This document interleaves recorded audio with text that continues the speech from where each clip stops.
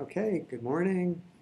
Today's our last class, 10th class, final class, last call, Art of Meditation. Although it says lecture 5, just realize it's lecture 5 of part 2, so 10th lecture. Let's jump in. Anything we need to discuss as a group? Any experiences you want to share at home with your personal practice? Last time we talked a little about difference between practicing in the evening and mornings. Any other things coming up?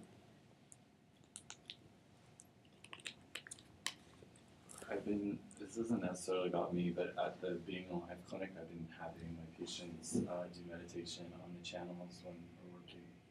Oh, great. How's it working out? It's really good. I feel like they have more profound experiences with the chi moving than when they just lay there. It also gives them like a way to meditate and feel their body. So Got it. that's been really helpful for them. I've been doing that the past few weeks since we've been doing the channels.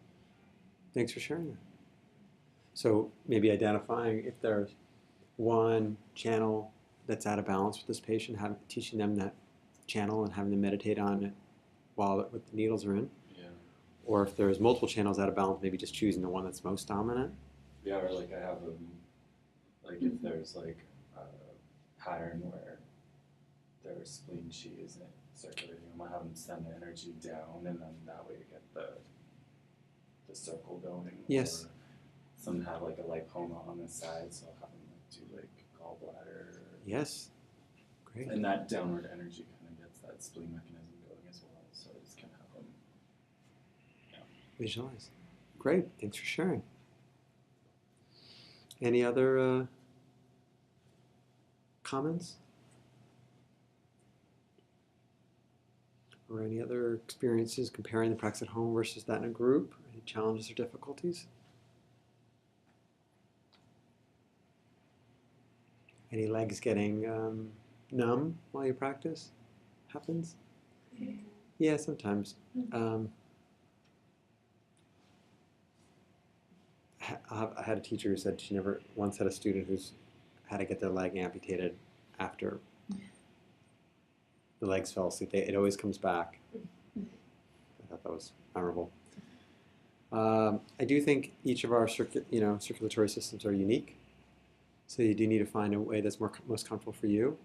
And I see no problem in moving the body if there's pain or paresthesia, pins and needles, numbness, burning. Try to be comfortable. I have found that practicing with the knees below the hips, or at least level with the hips, is better than like this. I find circulation gets cut off more when the knees are higher than the hips. So you might just orient your cushion or put a couple pillows underneath so that, they can get some fresh juice. Or sometimes you just have to move the foot just like that, and then you're fine. So you have to find your best fit. So why don't we move forward? Our last two organs, this is in the third circuit. We're going to talk about the liver and pericardium.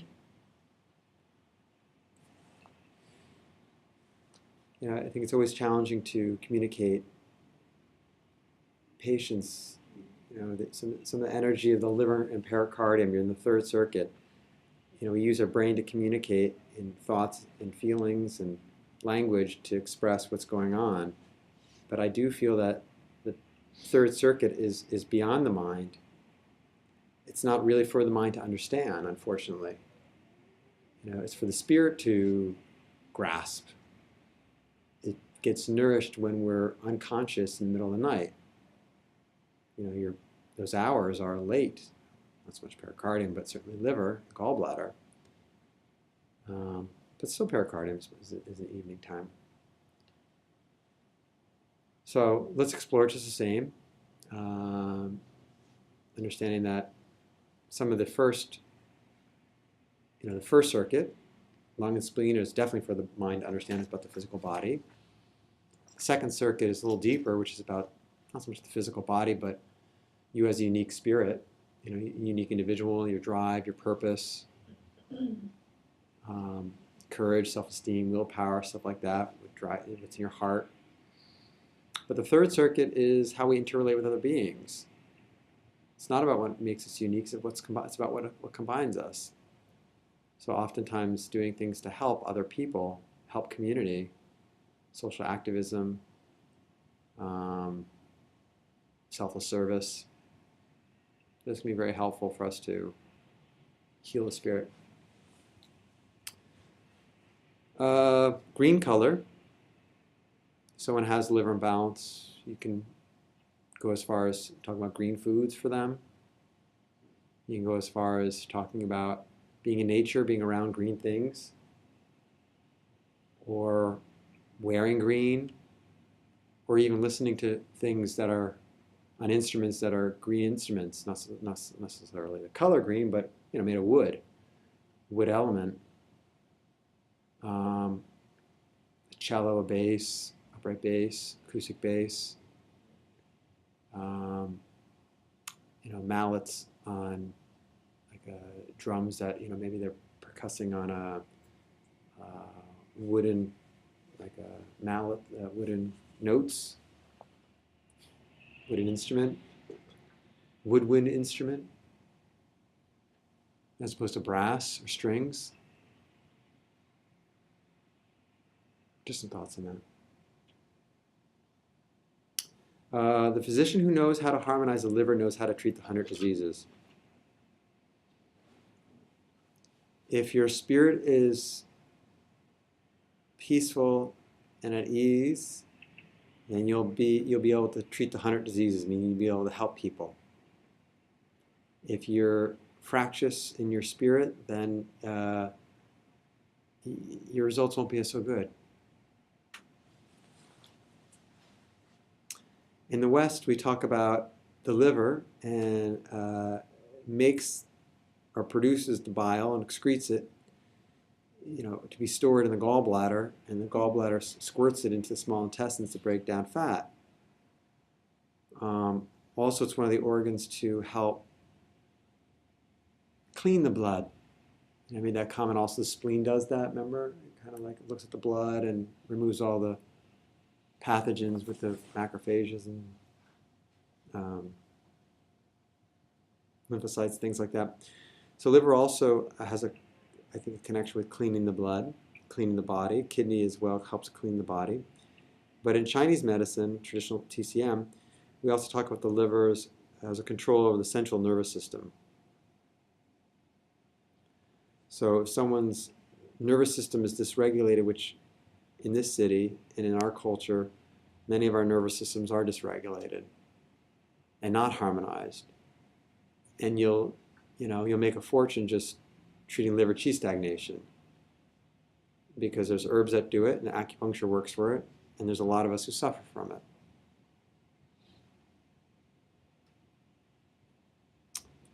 So a nervous system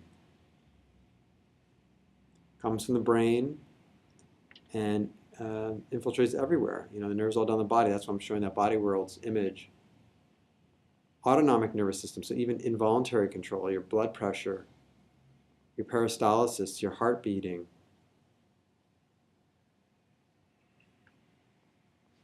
The liver energy actually controls that.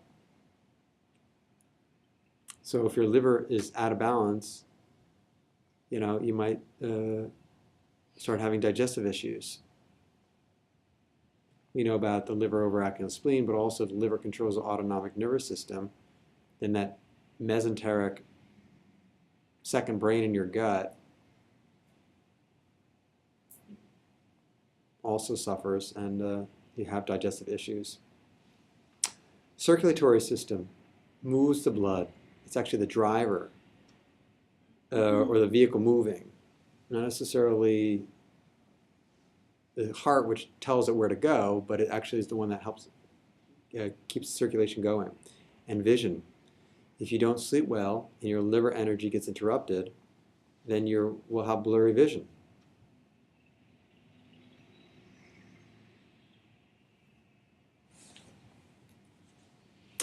We talked about some of this stuff already, but just to go through it. The flowing, the spreading, the coursing and draining, the moving of qi.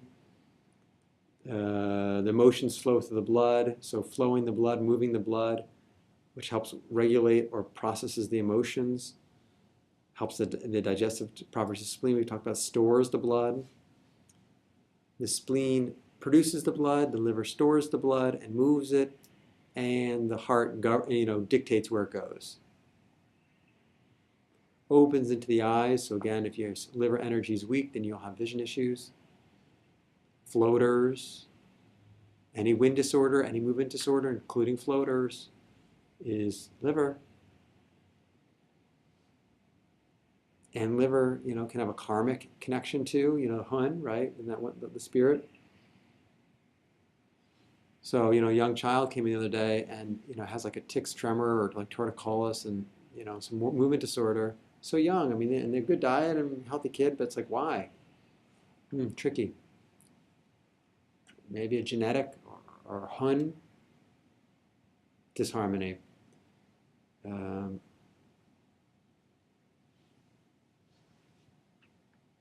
Eyes rules the tendons including the nails. If that's the case, then I would also comment that coffee interferes with the liver. I've made the argument many times that coffee interferes with the adrenals, the kidney function, the kidney energy. Kind of, it allows the adrenals just to sit down as a couch potato and relax, and doesn't have to be exercised every day because you're drinking coffee every day to stimulate your body.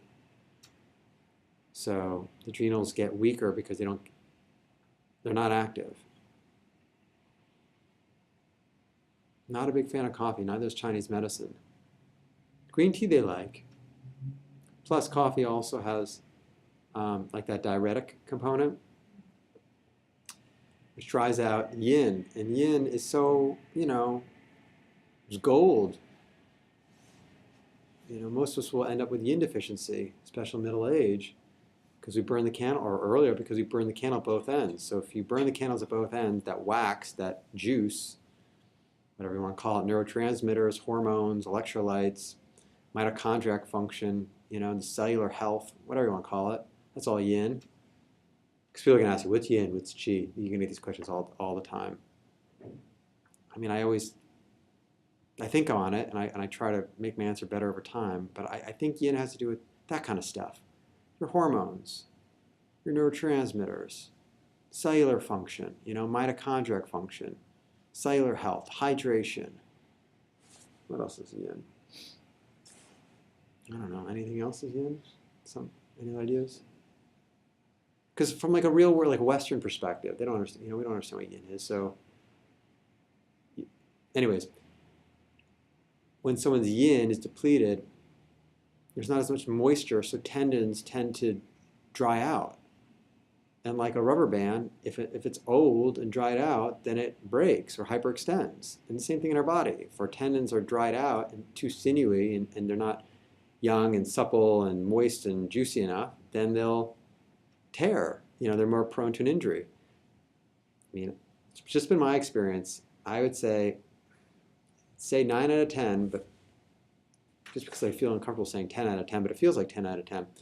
Almost always when I have an orthopedic injury person comes in with like a low back, they threw out their back, or their knee, or shoulder, or elbow, almost always they're coffee drinkers.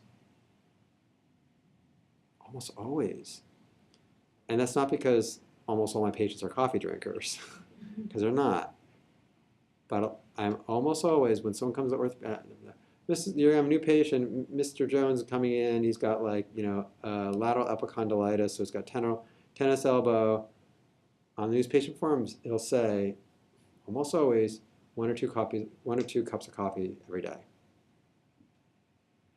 And then I say to him, this is my perspective on it. You're coming into a holistic guy who's doing holistic medicine, so this is part of my strategy is to kind of share with you what I believe is the connection between the coffee and your elbow issues.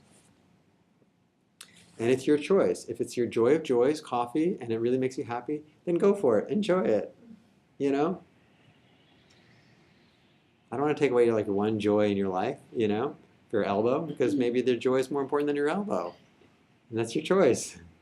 But if it's not a big deal to you, maybe we can find some other things. Maybe there's yerba mate, maybe there's green tea, maybe there's black tea, maybe there's a Chinese herbal formula, maybe there's a green juice, maybe there's a smoothie. If you like your drink in the morning, maybe we can look what other options are there. Or how about instead of two, how about one? Or how about instead of one, how about half? Or how about instead of one, how about try decaf? You get creative. And you just work with people. And if they're like, no, then you say, okay. If you blow them out of the water, it does nobody good. But if you try to approach it, humanistically, then, I don't know, maybe you'll have better compliancy and better results. Anyways, rules of attendance. So, coffee dries out the sinews, not so good for the adrenals, which means the kidneys. But since it rules attendance, I guess the coffee also wouldn't be good for the liver. Manifest in the nails, ridged nails look for those sometimes. Hun spirit, that's the spirit that goes from, that has karmic attached, that goes from body to body. It interrelates with other spirits. Root of prenatal energy in women.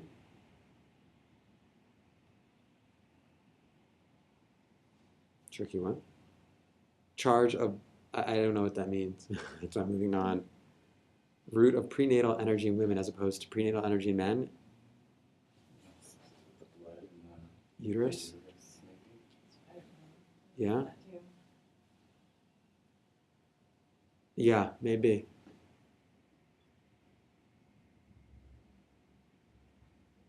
Yeah. Okay. I'll just kind of let that one sort of hover around. Charge of planning and strategizing.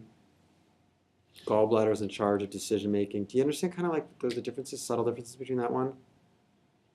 Short term is more gallbladder, like your day-to-day decision making. Like, am I going to go have at Whole Foods a burrito, or am I going to go to like the hot prepared bar, or am I going to just have like, I don't know, something from like the cold section, or soup, or maybe I don't want anything at Whole Foods. Maybe I'm going to go. Am I going to Noma's, or I don't know, whatever. That kind of like trouble with day-to-day decision making that kind of somewhat insignificant. That's more gallbladder disharmony. The liver is just planning and strategizing. That's the one that's like, what am I doing on this planet? Who am I?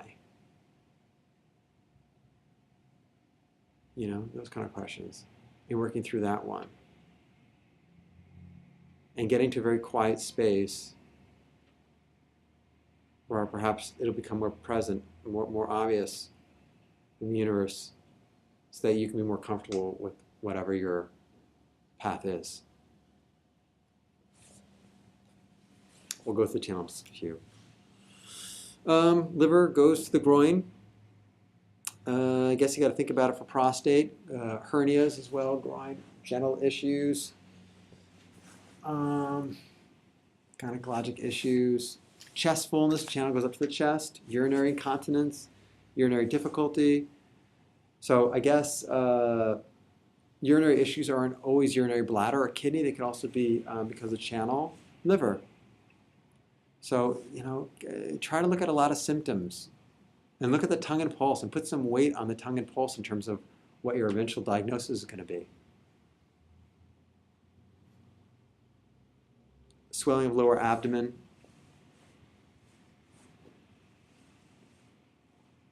Probably swelling of upper abdomen is more like spleen. Yeah, lower abdomen may be more liver. Does that make sense? So someone has like epigastric pain, I think might think spleen. If it's lower gastric, then maybe either kidney or liver, perhaps. Hernias, linguinal. Liver issues, gynecological issues, genital issues, issues around the meridian. Sometimes I think about the meridian of the liver as just like the seam of a pants, the inside seam. Whereas like the gallbladder is the outside seam. Although I think liver, somehow gallbladder feels more exterior and Liver feels like the energy is more interior, like not exactly this little line here, but deep, whereas this gallbladder line is kind of more superficial. Just my 2 cents on it. Liver, there's an issue with the liver, then you can't store the blood.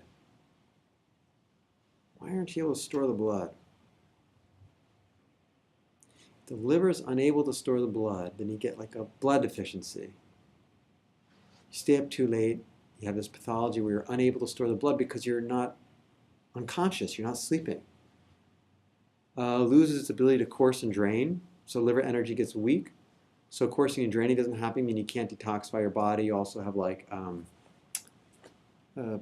circulatory issues. Reflecting on emotions and mental activity. I'm sure we all have our thoughts on that one, you know. Yeah, liver chi stagnations is really uncomfortable. That's another thing sometimes with your patients. Sometimes your patient may be going through something very uncomfortable, and some of us are very problem or solution oriented, and it doesn't always have to be that way. Sometimes just being like, yeah, that really sucks. You know, like, I'm really sorry you're going through that. That sounds really challenging. Just to be there supporting them. Not to be like, well, you know, you shouldn't have done it that way, or why don't we look at it this way? You know, it's very problem-solving oriented. That may piss off some patients. So in your strategy of patient care, try to size up, where am I going with this one? Am I just empathizing, being like, yeah, I'm sitting with Mrs. Jones. Gosh, I'm so sorry you lost your mom. Oh, that must be really difficult, you know? And just sit. How are you feeling about that? You know? As opposed to being like, well, what you could do is you could journal it, and then you could take a match and burn it, or you need to get rid of her stuff. Got to get out of the house. It'll be good for you. You know, like, very different kind of mentalities. One's just holding a space and sitting with someone. One's trying to, you know, dictate your viewpoint. So try to size them up. But with emotions, same thing. Reflecting on emotions and mental activity with your patients. Liver chi energy gets stagnated, emotions get uncomfortable. Irritability, anxiety, depression, anger, frustration. Excess pathogens in the channel.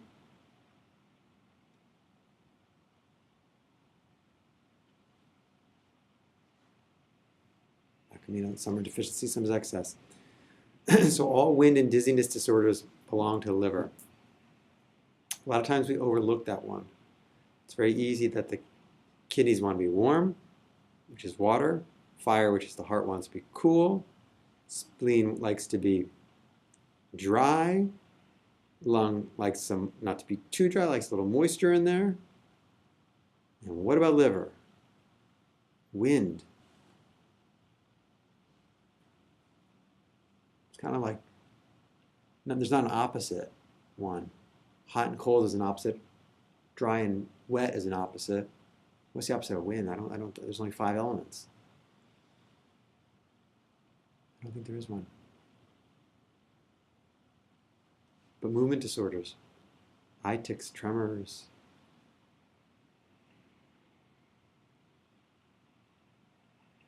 spasms, dizziness, vertigo.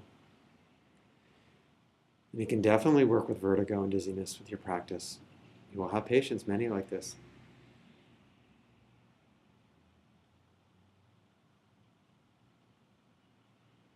Herbs, acupuncture.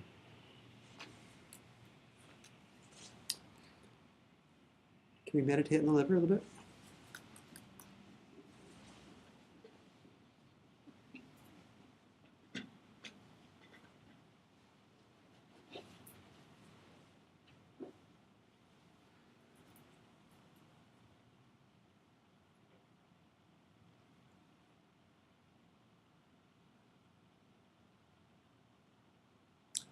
Find a peaceful, quiet, still mind.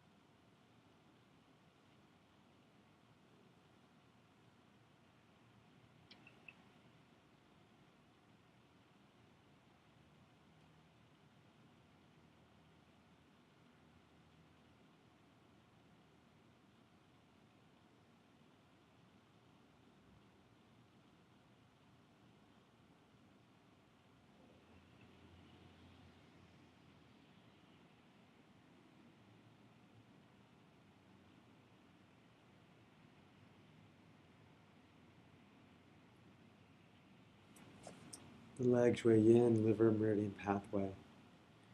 Begin the energy at the top of the big toe.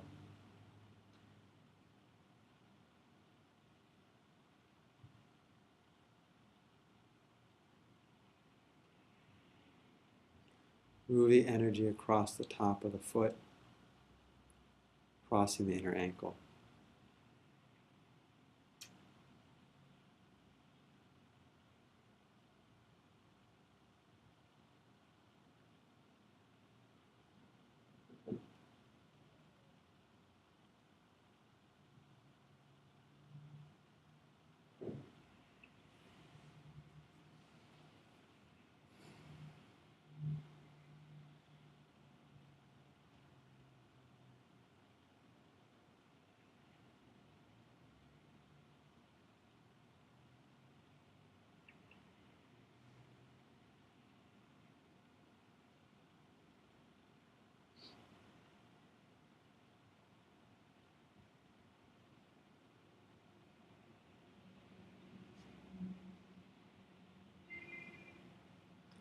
And the energy moves up the inner side of the lower leg and thigh to the pubic region, into the pubic region.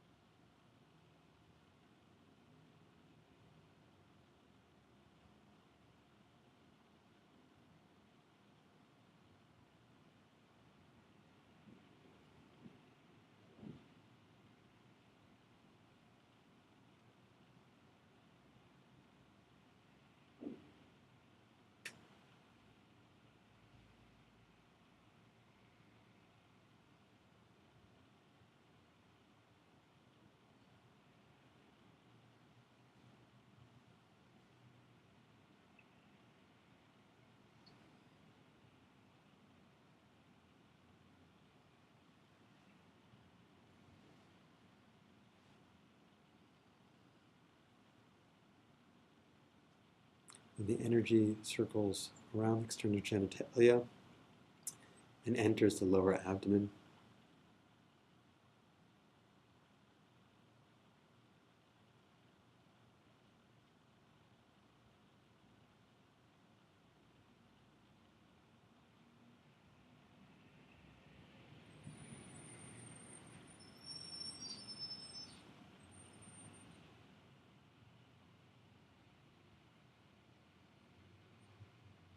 Moves the upper abdomen.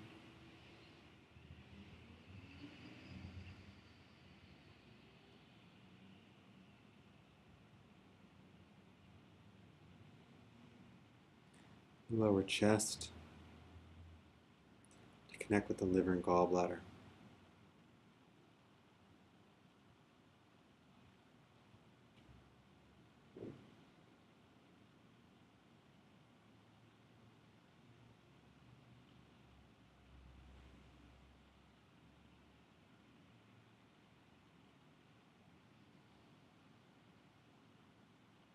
After it connects with the liver and gallbladder, travels upwards along the throat.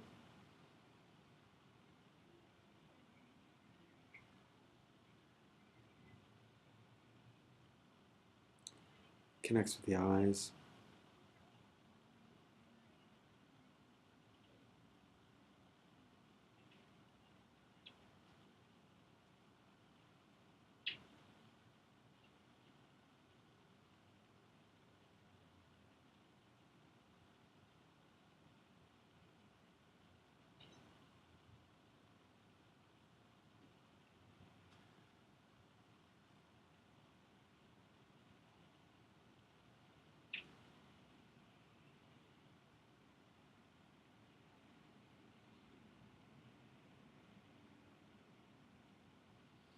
Emerges from the forehead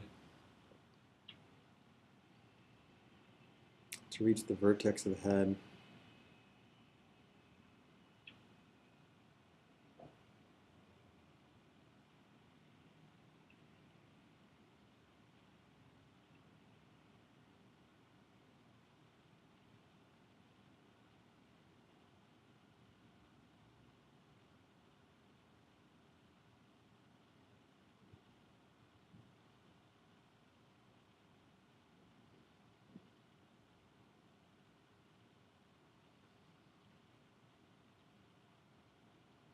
And as an internal branches originates internally from the eyes.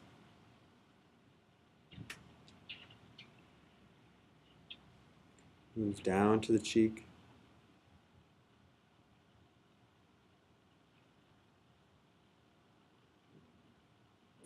Curves around the inner surface of the lips.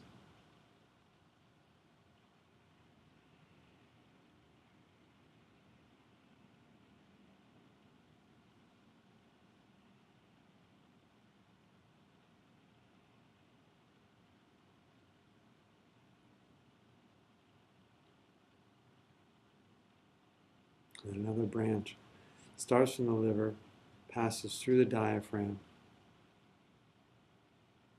to connect to the lungs, or connects with the lung meridian, completing a cycle of 12 meridians.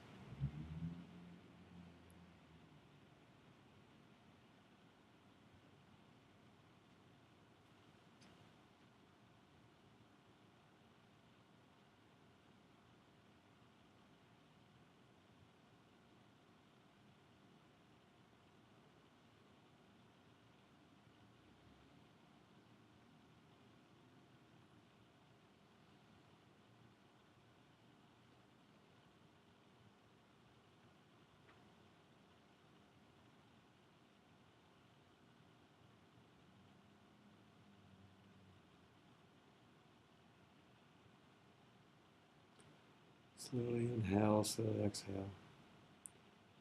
Feel the energy that was moving up the legs, the groin, genitalia, low abdomen, upper abdomen, chest, lungs, throat, the face, the eyes, the forehead, vertex, the lips.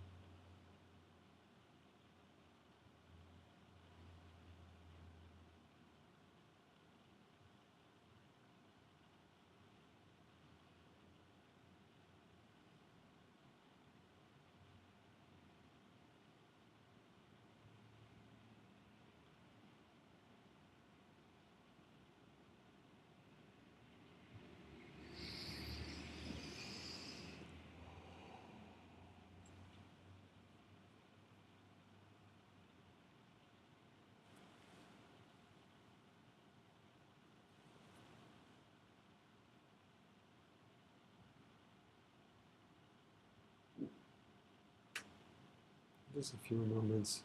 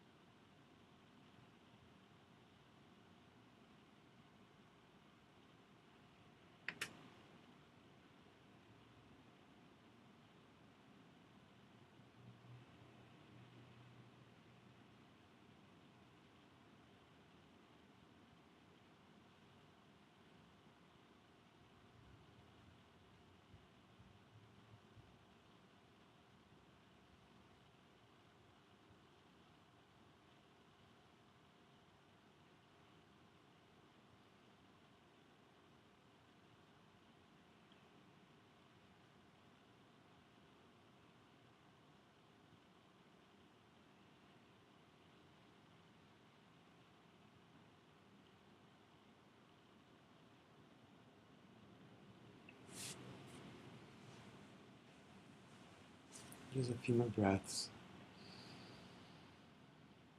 Letting go of all thoughts. We're back to the breath.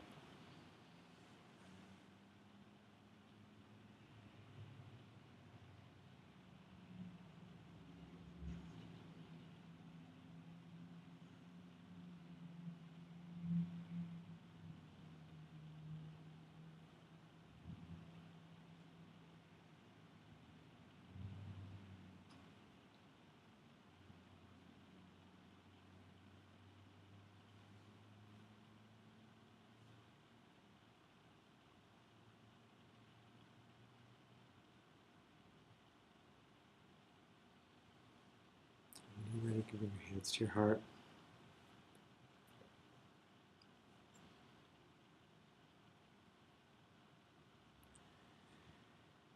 May all the good merits of this meditation practice be offered to liberation of all beings from suffering. May all beings be happy, safe, and healthy.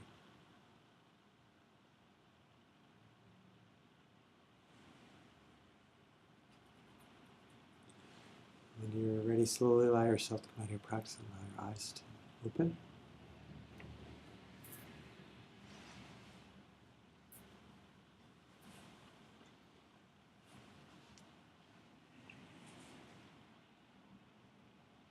Any questions before we go on break? Oh, perfect. How about we take a break for 10 minutes and then we'll start back up for the last element, working, pericardium. See you in 10.